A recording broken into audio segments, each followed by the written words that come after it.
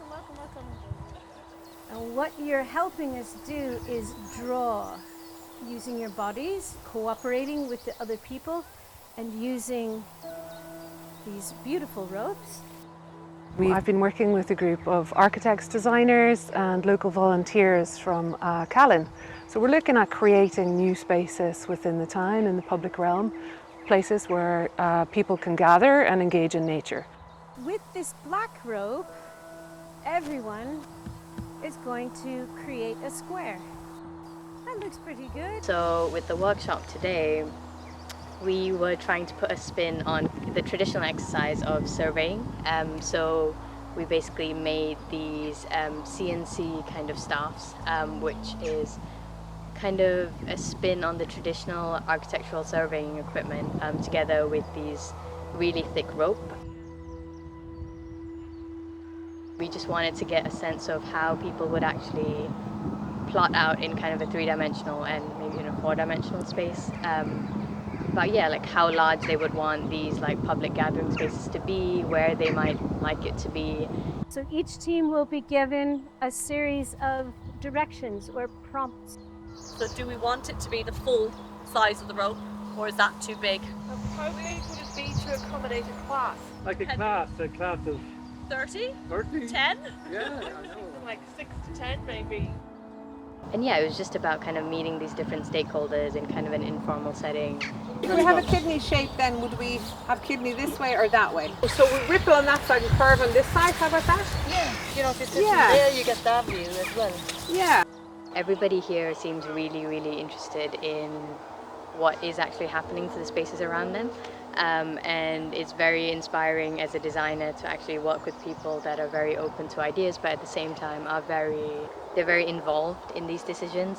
January floods the worst down there, so you wouldn't have access to a decking area for 75% of the year.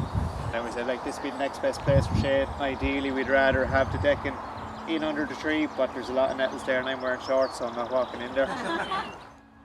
As architects, we're very familiar with looking at plans and working in this sort of bird's eye view with the spaces that we're dealing with.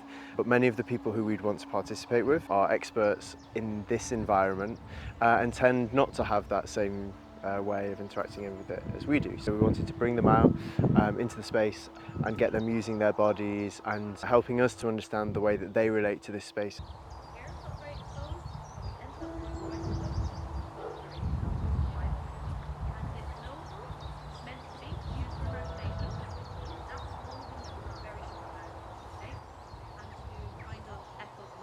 We've been involved in the project for around 18 months or so, and in that time we've been trying to focus on the town's relationship with the natural environment here.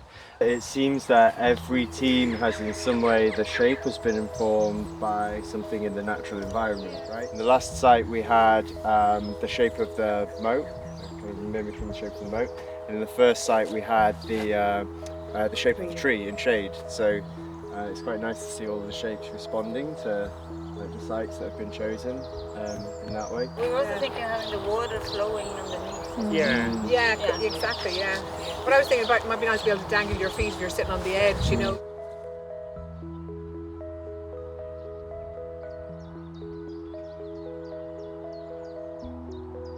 This is a Creative Ireland Climate Action project, so the biodiversity was central. What was also central was our changing climate. So we're standing here in the Abbey Meadow right now, which it often is underwater.